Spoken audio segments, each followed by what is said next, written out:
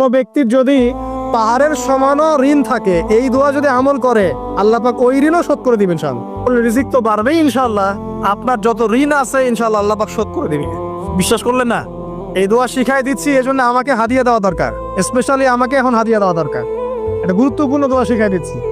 আর ঋণ কেমন জানেন?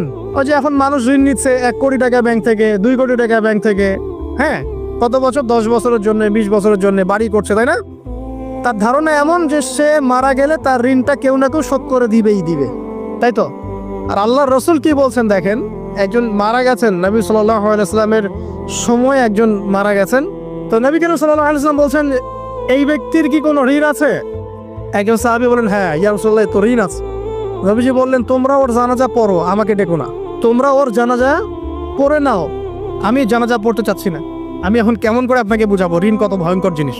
আপনি যে ব্যাংক থেকে 3-4 কোটি টাকার লোন নিয়ে রাখছেন, লাখ লাখ টাকা লোন নিয়ে বসে আছেন, দিব্যি সুখে বসে আছেন, এমন চিন্তায় যে আপনার মৌত হবে না। আর নবী সাল্লাল্লাহু আলাইহি ওয়াসাল্লাম সময়ে একজন মারা যাচ্ছেন, তিনি বলছেন তোমরা জানাজা পড়ে নাও, আমি জানাজা পড়তে চাচ্ছি না। মানে ঋণগ্রস্ত ব্যক্তির জানাজাও তিনি পড়তেন না। তারপরে একজন এসে বললেন, ইয়া রাসূলুল্লাহ,